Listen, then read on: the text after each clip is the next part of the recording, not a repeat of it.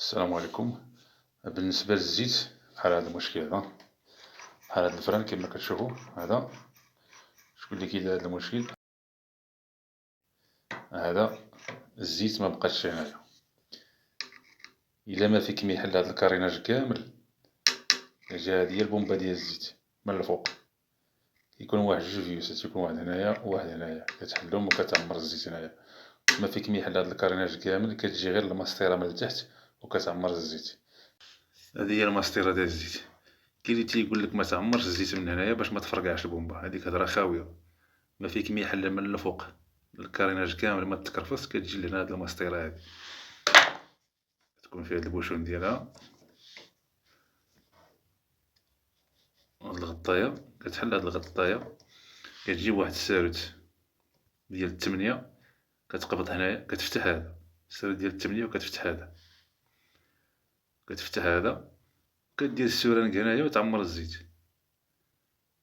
بالنسبة للناس اللي تيقولك لا راه ميمكنش يعمر الزيت من هنايا كتفرقع البومبا، هادي الساروت التمنية، كتجي لهنا كتحل هذا واحد الساروت. لاحظتو فاش غادي نفتح هذا دابا وانا غادي نفتحو غادي يبقى تخرج الزيت من هنايا، شتيها؟ هاهي صافي. كتفتح هذا كدير السوران كتعمر الزيت ديالك من هنايا.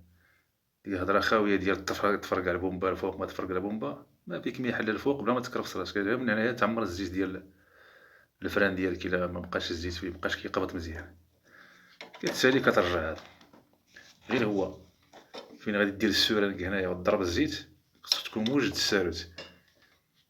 اون فوا كتعمر البومبا، كتعمر البومبا اون فوا كتعمر، كضرب كدير السورانك كتخوي الزيت هنايا، غير كتخوي بالسورانك الزيت كتسد هذا باش ما ترجعش الزيت.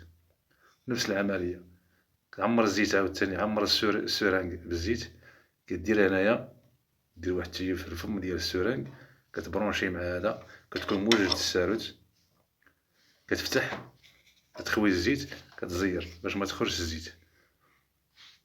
هادشي اللي كاين. هاد العملية ان شاء الله راه غادي نديروها الفيديو الجاي ان شاء الله. هادشي اللي كاين باش تسالي زير هذا مزيان، باش تخوي الزيت من هنايا. هادشي اللي كاين، هاد الطريقة.